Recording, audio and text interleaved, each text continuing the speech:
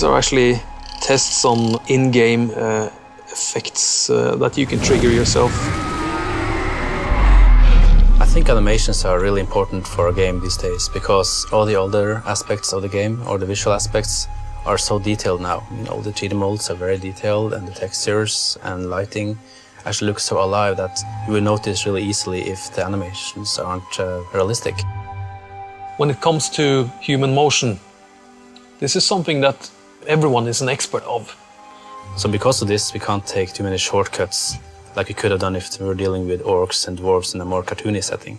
And this sets very strict demands to the quality of the motion in the game.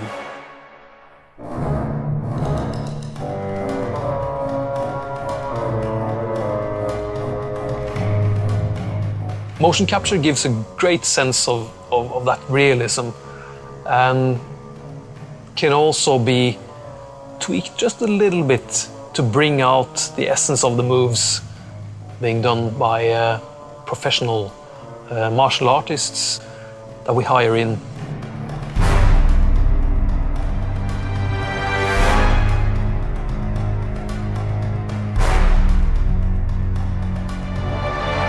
When every little and big asset is made, then it's the world builders that in the end play gods and pull up the earth, they stomp on the mountains and put everything together.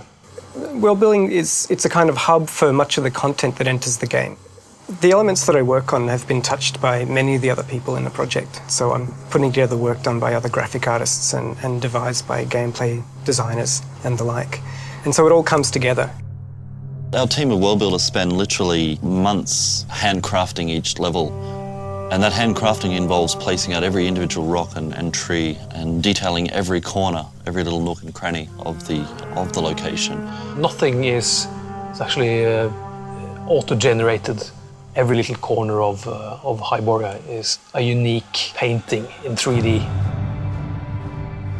Howard's universe is really interesting because it refers to very classical landscapes, you know, Egypt and that kind of thing, but it takes them to extremes. So tall mountains are never merely tall, they're frighteningly tall.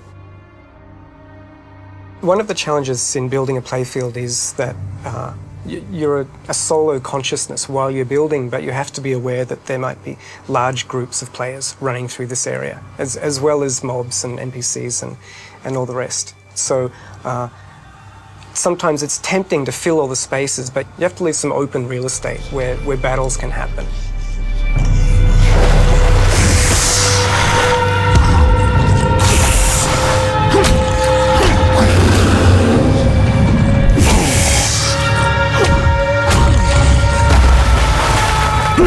I think the thing that sets Conan apart from other games is the level of graphical proficiency.